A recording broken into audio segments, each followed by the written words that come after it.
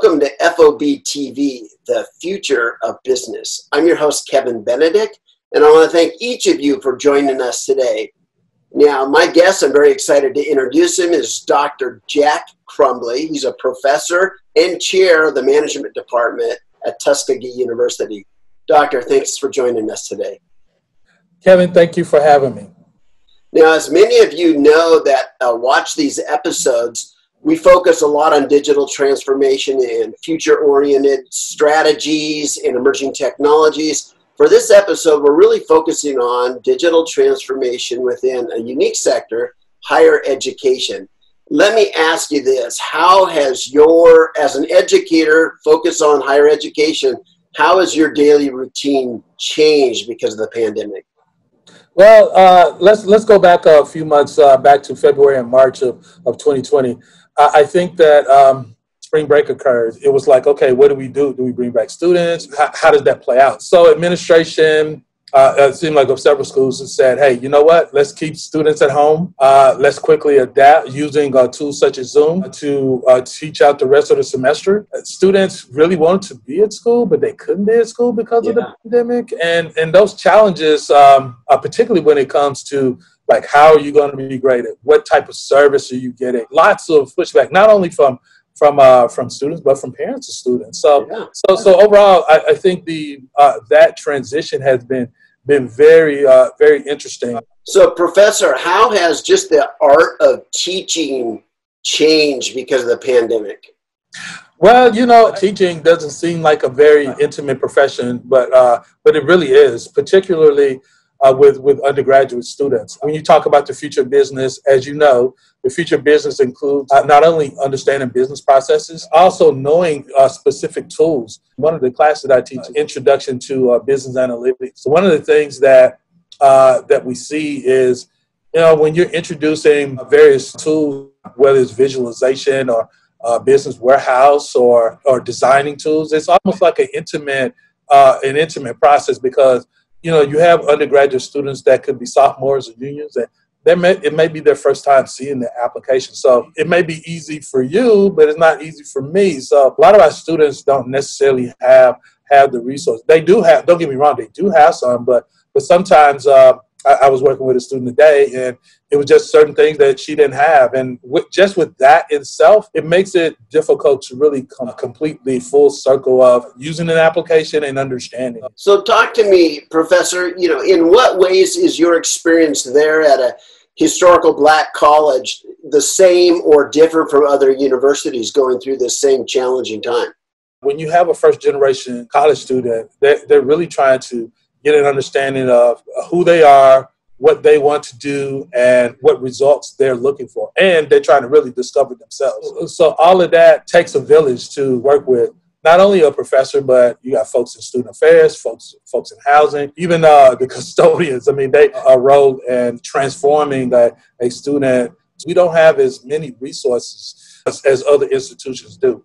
So we have to be very crafty about what our results are and what product we want to deliver. Now, this year we're using a hybrid method because students ask for a hybrid method. So again, with the demands of the student, you have to adapt. You have to adapt your situation. We've had to change classes. We had to remove seats out of classes so that students can be socially distanced, etc. Because think about a normal college setting. It's really lots of students congregating together, asking about assignments or asking about events, or has been transformed to almost like it's paused or it's in a digital scenario. So, oh yeah, and in the middle of all of this, the pandemic was one force out there, but then this is a year that's been full of activism against injustice, protests, and everything else. How does that all play into change there at the university? Well, I think that one of the things that we have, particularly at Tuskegee University, really focused on is really, number one, being open and having those conversations with students, but also, number two, really having discussions about what actions to take. We are strongly urging our students, observe your environment, know what situation you're in. If you have issues with certain leadership, feel free to register to vote, and to, at the same time, always remember, our goal is to transform that student to be market ready for not only our tech organizations, but for our manufacturing and energy. You've been there for 11 years at Tuskegee University. Yes, long time. Congratulations on that. Thank you. Talk to me about the digital transformation you've experienced over these 11 years. You know, how is technology being used different now than back then?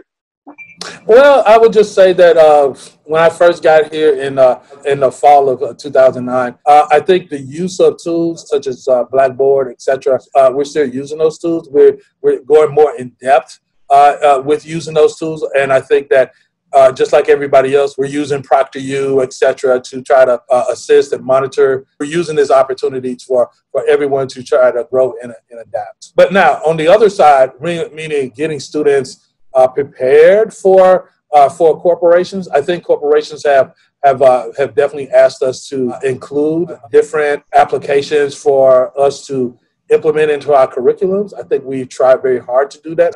So, Professor, do you think some of these changes and maybe accelerated changes because of the pandemic? Oh, of course. Are some of those going to be long-lasting and maybe even permanent? In my opinion, the more we travel down this path, and the more we move forward, again, combining that online, this is education learning piece. I think this does become, using the education tools such as Blackboard, etc. I think that does become a more permanent piece. Now, again, we have very traditional educators that really like that pen and paper, if you will. But I will say that our university really did a wonderful job in providing tutorials for faculty, how to use tools such as Blackboard, etc. Again, this is why we have a hybrid approach, because really, although students are okay with it, they really, again, there's really nothing like that classroom experience. So I'm really looking forward to seeing what happens after the pandemic.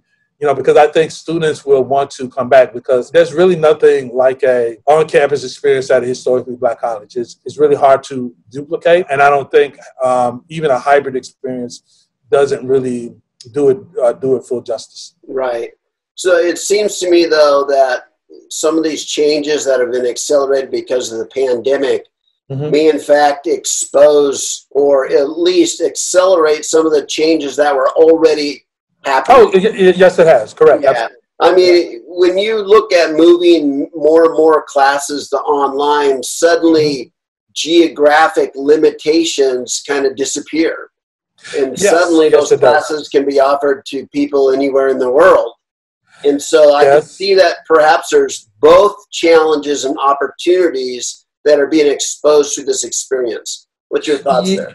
Right. I think you're right. But then the very interesting thing about cost comes in, because it's like, okay, I'm expecting this experience. And you have other collegiate partners that are where you have students and parents that kind of saying, well, we're not on campus, we're not experiencing this, so we're not getting our full value. So what are we gonna do about it? So again, I think I agree with you. There's an opportunity there, but again, I think the struggle right now is how do you really replicate that experience. Treat of college is you kind of go away from what you're comfortable with, or go away from what you're trying to run away from, and really transform yourself in a 4+ year period to be this person that have kind of like introductory proficient understandings and specific tools. So replicating that, and along with the social, really joining social organizations, whether they're Black Greek letter organizations or some of these service organizations that traditionally on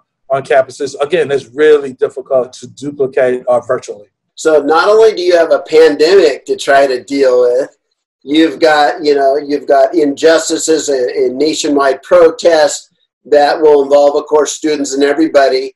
And there's society and societal trends.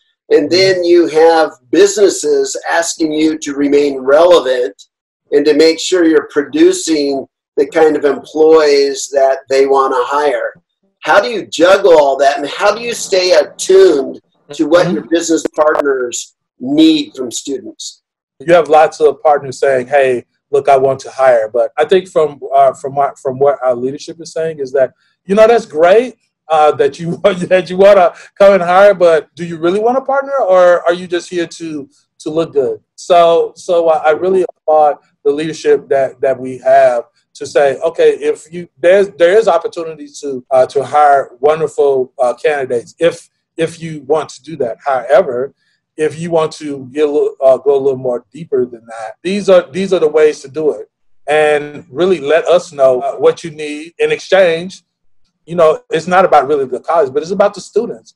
What do the students need to really understand business processes? What applications do the students need to be exposed to? Now's the time to say, are you really a partner? If you're not, we understand that. We just recruit students. We're happy for that, but we're looking for a more robust relationship. So talk to me about what that means, Professor. What does a more robust partnership look like in your view? What do our students need? Do they? Some of our students are first generation, college students. So, do they need scholarships? Do they need internships? Do they need mentorship? Not just coming by and speaking in class. So I think that in our opinion, again, how can we, at least from Tuskegee University College of Business and Information Science, how can we help our students more? How can we make them make them better and kind of do a better job of just transforming them to really be market ready for a partner with us, mentoring a student, and again, don't get me wrong, I'm quite sure there are lots of mentors out there, but there's a need for many, many more. So it's a corporate partner willing to sign up for that, for that type of experience. Oh, that's brilliant, because myself, I'm also a first generation college graduate in my family.